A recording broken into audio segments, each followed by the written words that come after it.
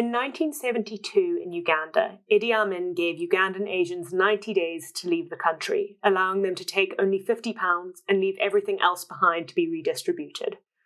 Many fled to Britain, having British passports from pre-independence, to Canada and India, spreading a community across the world. This is a piece of family history for Neema Shah, yet she found it hadn't been told in literature, and that many people didn't even know that it had happened. Kololo Hill is her contribution in changing that, her debut novel, which Megan Thomas babbles with her about today, covering themes of identity, home, and how a family rebuilds itself when they're left with nothing but their secrets.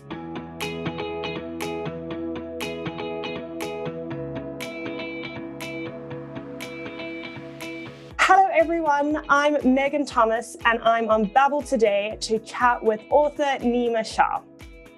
I have spent the last week completely absorbed in her debut novel, Kololo Hill, and I can't wait for all of you to be able to read it. It's out next week on the 18th of February, and we won't have too many spoilers, don't worry, but we'll definitely talk about it in a way that I hope everyone rushes out to either pre-order or set a calendar reminder to buy it when it comes out.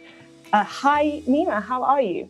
Hi, thank you for having me. I'm good as well as you can be really in lockdown, I suppose. So yeah, all good.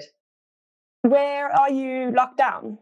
I'm in London at the moment, so all fun and games. I mean, to be honest, the weather being the way it is, it's not that much of a hardship because I think we've had loads of rain, we're going to have snow, just the usual sort of London sort of weather. So I can't complain really. The kind of weather actually that's quite nice to look out the window at, but not have to be in or sludge through. I feel like that about snow, definitely. How has the lockdown been affecting your work and your writing? I mean, I have a day job in marketing as well, and strange enough, actually, I wrote Kololo Hill on my commute to work. Obviously, I'm not commuting now, so I have found it a bit easier because I get sort of 10 hours a week where I'm not commuting, where I was commuting before. And luckily, I've been able to continue to write and stuff. I know that's not the case for everyone who's, trying to be creative. But I found it actually helpful because I have a bit more mental energy to just focus on that instead of rushing onto the tube and all the rest of it. So yeah, not too bad actually. And obviously, also the other thing about lockdown, I think, and this whole situation is it's opened up more opportunities in terms of being more accessible to a wider range of people. So obviously, we wished it hadn't happened, but there are some positives which we can take out of it, so that's good. Absolutely. And I've been chatting to people from all over the world with this that kind of ordinarily I wouldn't necessarily have been able to do if we were doing a local show or people had to travel to London, for instance, to hear you speak. So I'm really glad we can talk to you. Congrats on your new book. It's all very exciting. I'm sure usually in 2020, I imagine it was slightly different because no one kind of knew what to expect. But what's the process been like publishing a book in these?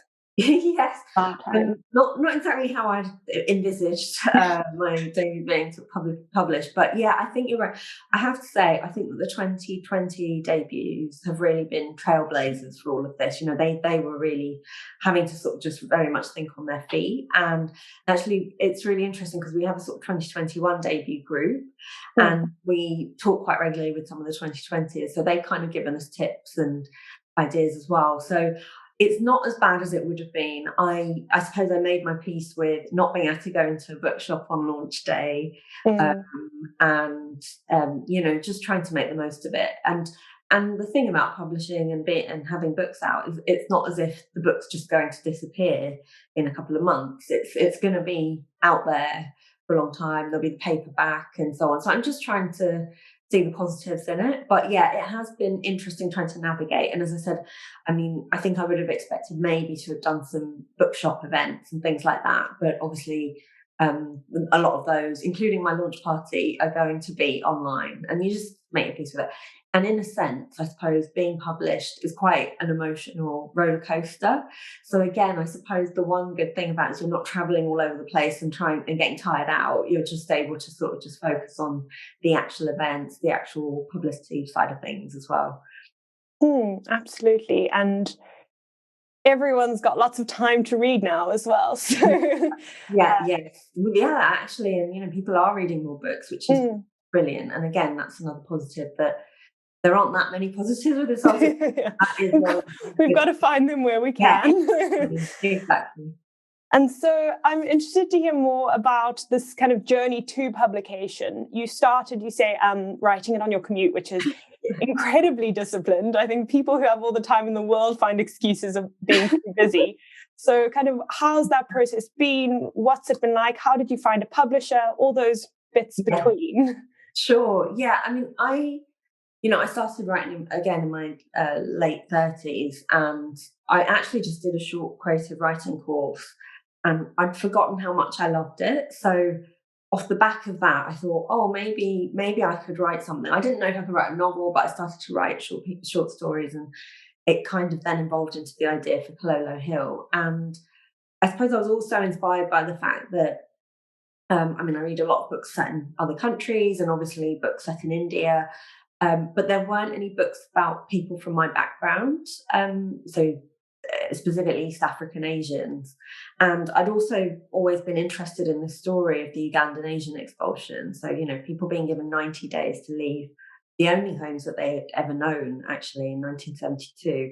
That just fascinated me. And I was really surprised, actually, that there hadn't been more books around that. So that's what inspired me. And then, so I tried to write on my commute. I gave myself a small word count a day.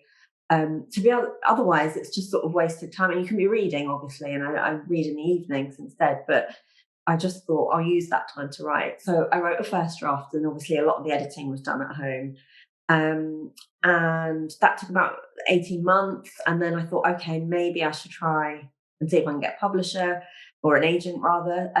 So I started submitting to agents, and there were a lot of rejections, I can't deny. I think that's a rite of passage for any author, really. But I was lucky that through some shortlistings and competitions and things, some of the judges had asked to see the work, and I had a few requests for the full manuscript. So as a result of that, I got 2 agent offers, and my agent, Jenny Saville, who I was really pleased with, and she's been amazing.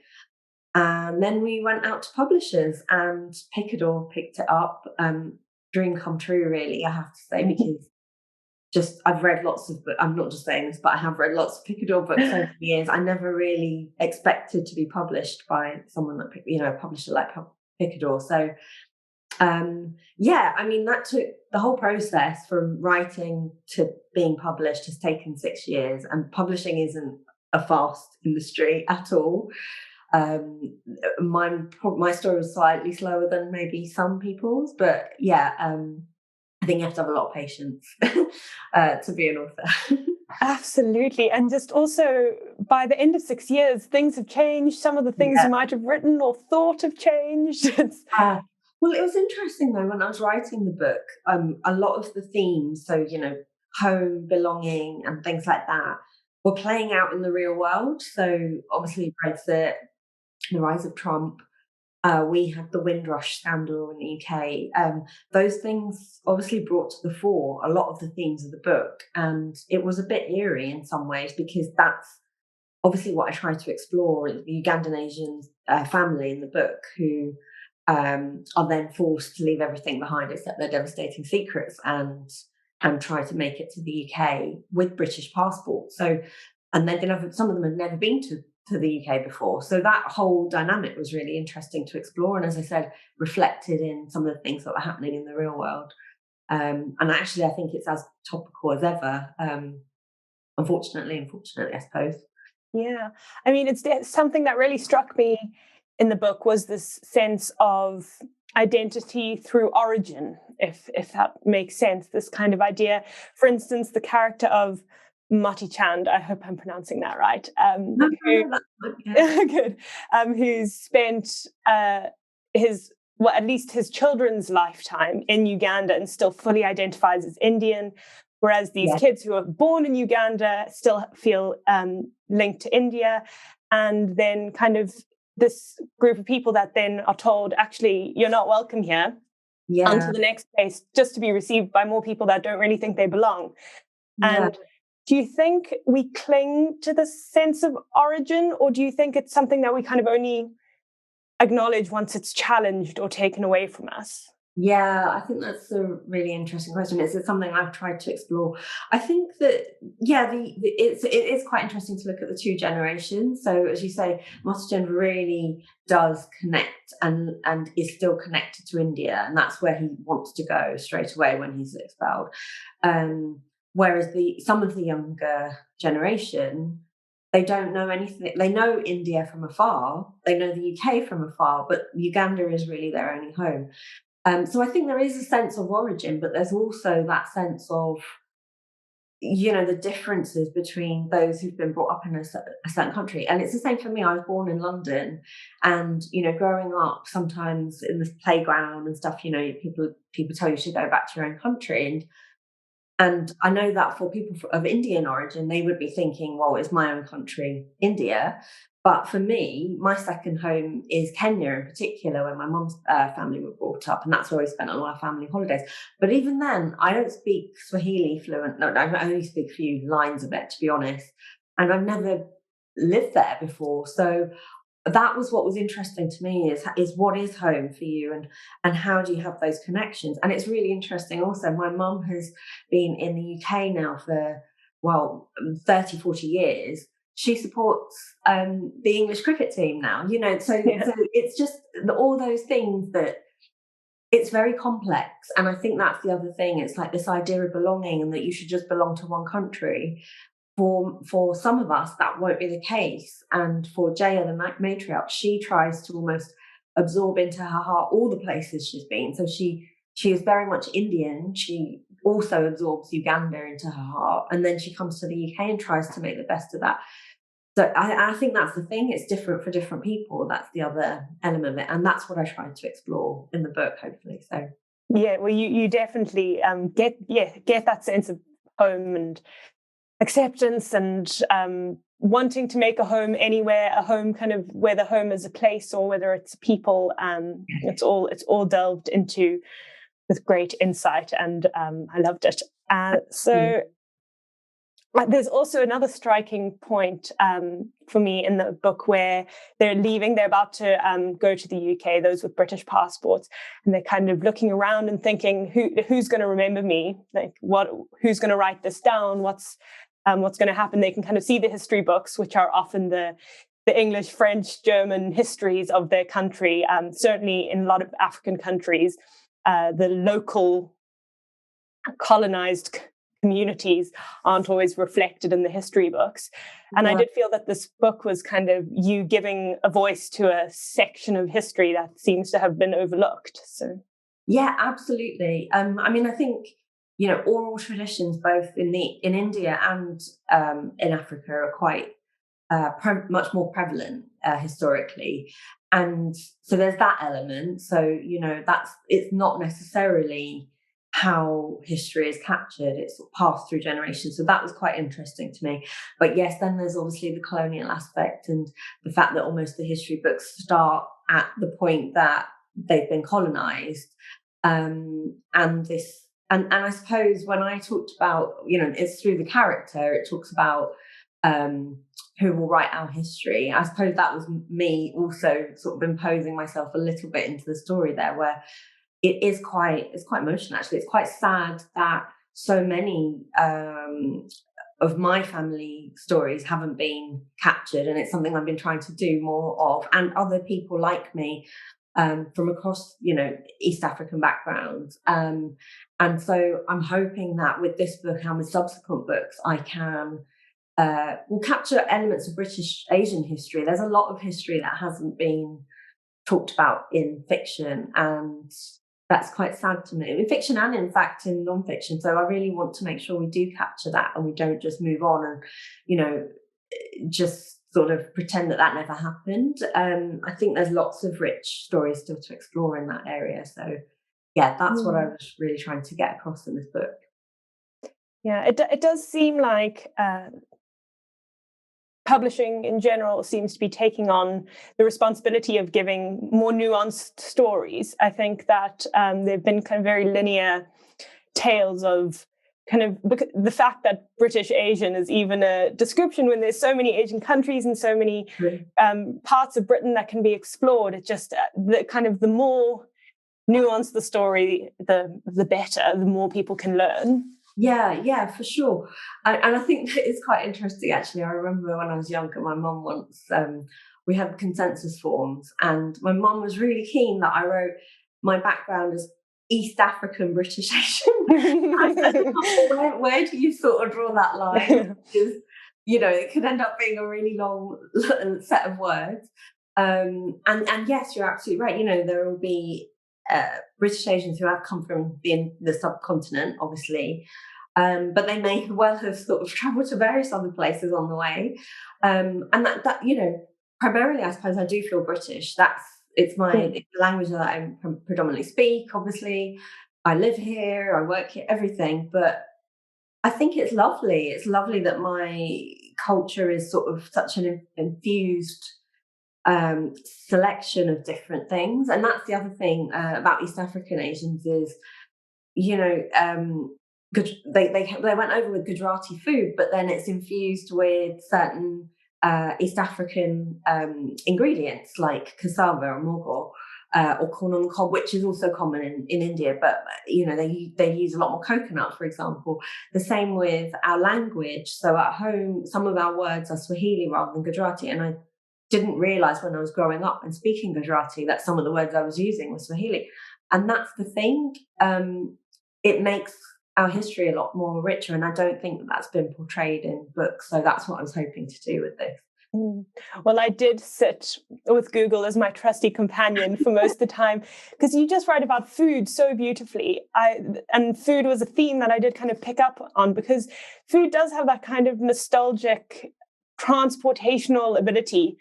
Yeah. And it was really lovely to kind of learn of all the different spreads that were on, and then when they arrive in Britain, the cornflakes as the comparison. It was just really beautifully woven into the story. Thank you. As well as, actually, now you speak of it, the languages. And so I come from South Africa, where people drop kind of 4 or 5 words that actually aren't English into an English sentence quite happily. And also, you don't really, sometimes I'll say a word that I didn't realize was Zulu or Afrikaans. It's just a word for a thing. Yes. And you do interchange between Swahili, Gujarati and English. And is that something you just do conversationally then, rather than, when you're speaking within your own family? Yeah. I mean, to be honest, even at home now with my parents, it's mainly English. They might reply in Gujarati, but I can understand it, luckily. And, I used to get sent to Gujarati school when I was younger, and I used to hate it, but I'm so glad I went now.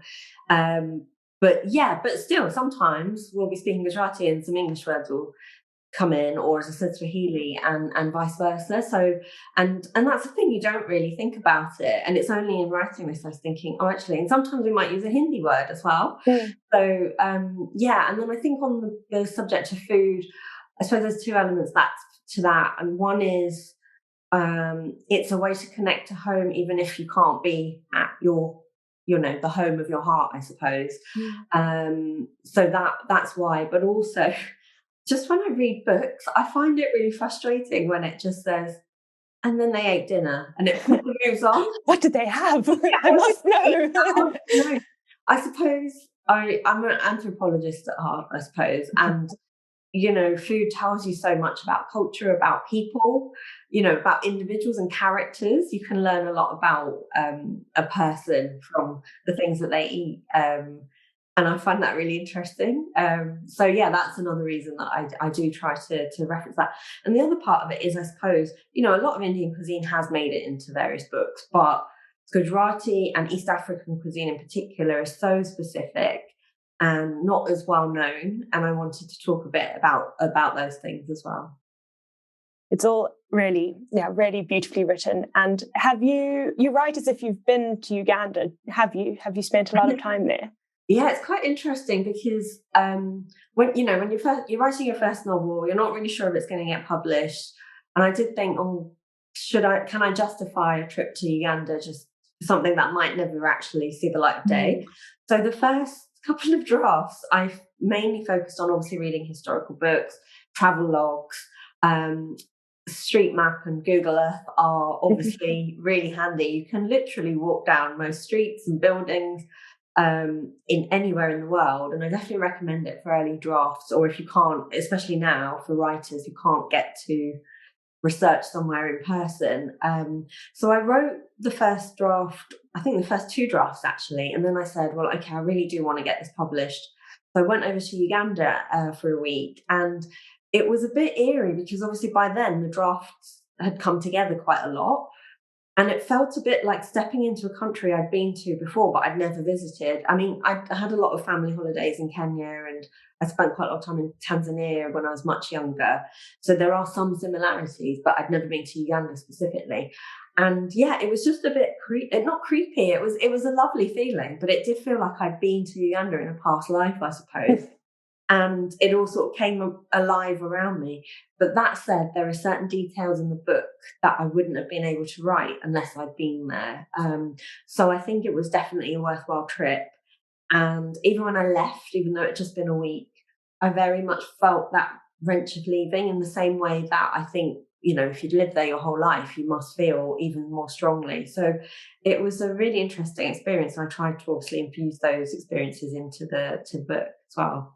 And any excuse really to travel. So yeah, definitely. Yeah. You did it just at the right time, it seems. Yeah. Yes, exactly that. But yeah, I definitely do recommend. There are definitely other ways. And again, food is another way. So making some of those recipes of other countries' food is quite an interesting way to sort of bring that to life in your writing as well. Definitely. Well, your writing is so emotional, and so I did wonder, was it a hard book to write? I mean, the topics are quite devastating. These people leaving their homes. Did you feel that kind of emotional connection to all of them, like we do as a reader?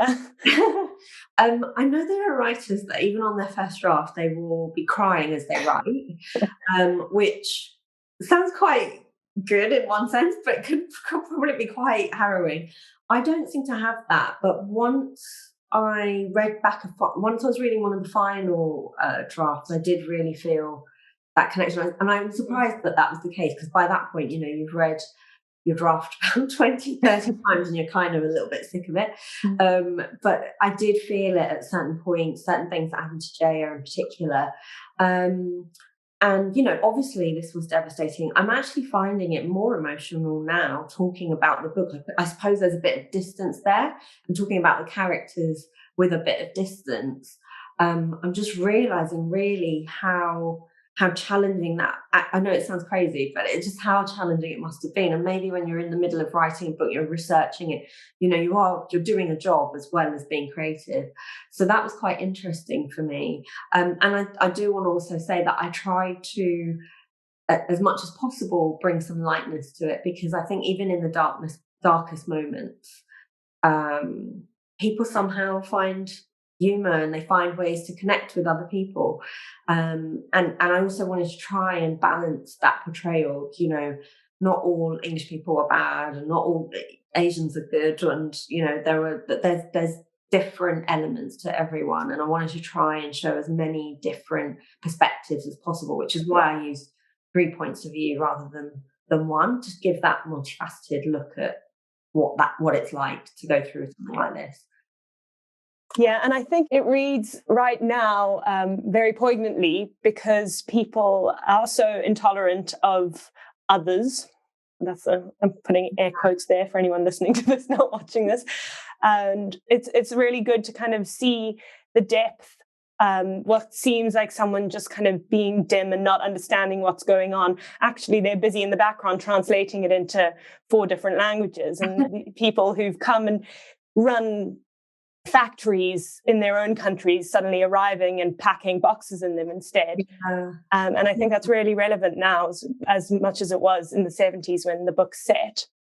Yeah, absolutely. And yeah, I think, I mean, a lot of Ugandan Asians were middle class, you know, or at least most of them had what we call houseboys or housegirls in East Africa, I suppose. So But yes, when they came here with, £50 each, I mean, that works out about £1,000 each in today's money. But if you think, you've got to feed yourself, find a home, all the rest of it, not a lot of money at all. And they had to leave everything. So yeah, unfortunately, like I said, it is quite topical. And there are things that are going on across the world that are still reflecting in these themes. And, I hope that I bring that to life. And it's surprising that actually probably anyone who's under 40, everyone I've spoken to, had no idea that this was going on, even the people who've brought up and born in England, that this happened in the 1970s. And it's a part of British history. It's part of a lot of countries' history. Lots of people went to Canada. Obviously, people went to India as well. They were scattered all over the world. Sometimes families split up as well. And again, yeah, that's very pertinent.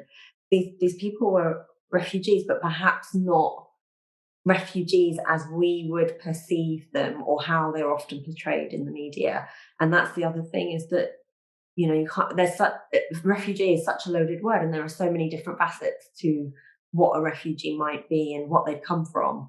And ultimately, however hard it was for the Ugandan Asians, they didn't come from a war-torn country as such. There were others that, and are others, who still continue to have a lot of those difficulties. So, and though not all of them did, I mean, they're coming over at least with passports, kind of legally being entitled, from that pre-independence.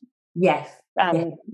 Nationality, despite the fact that on arrival they weren't really treated like equals. But this is it. Well, this is another reason why I think, there are certain conversations going on, I don't want to get overly political, but there are certain conversations going on about people rewriting British history because it's highlighting some of the more negative elements of colonial history. But actually, it's not rewriting. It's just actually like things that actually happened. Copy editing.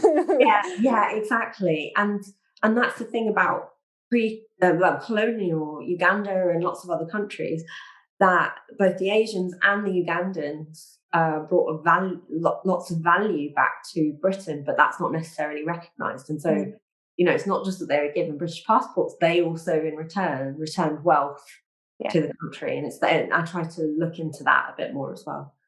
Absolutely, yeah. There was an exchange. And so I'd like to know now if you're working on anything new.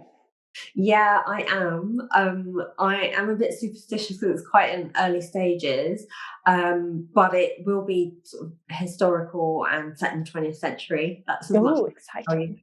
And it is multi-point of view again. So, but I've actually only got 2 points of view, or at least until my editor sees that. I don't know if my editor will put the same, rather than 3, because it was really interesting to write about different points of view, but characters, but it's obviously quite challenging as well, because you're having to get into different people's heads and write as them and things like that. But yeah, so hope to be able to share more on that soon, but not quite yet.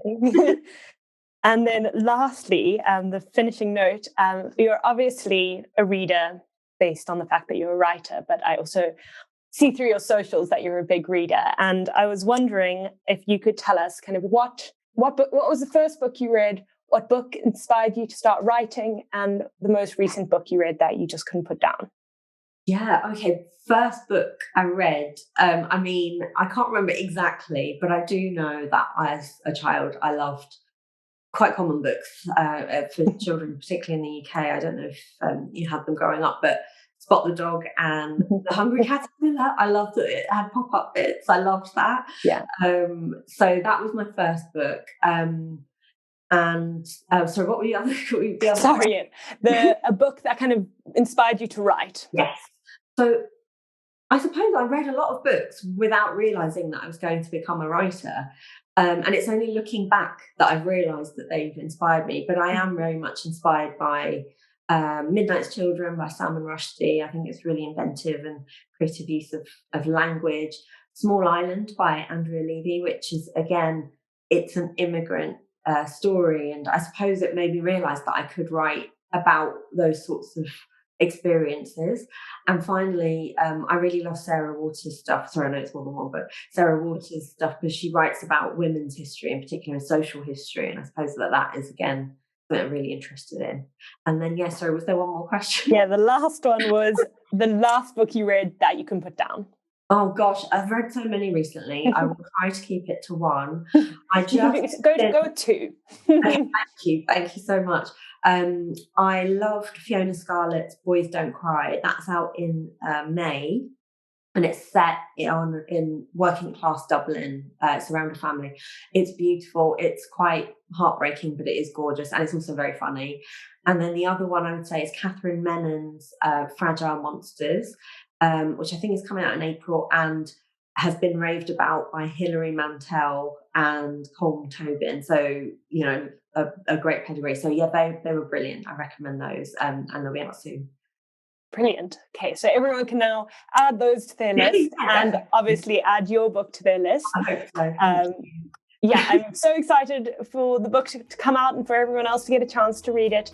And it's been so excellent chatting to you about it today. Thank you for coming on to Babble, and good luck with everything. Good luck with your new project. Good luck with the launches and the parties, the virtual ones, that is. And yeah, I look forward to the next. Thank you so much for having me. It's been really good fun talking to you. It's flown by, actually. Yeah, it has.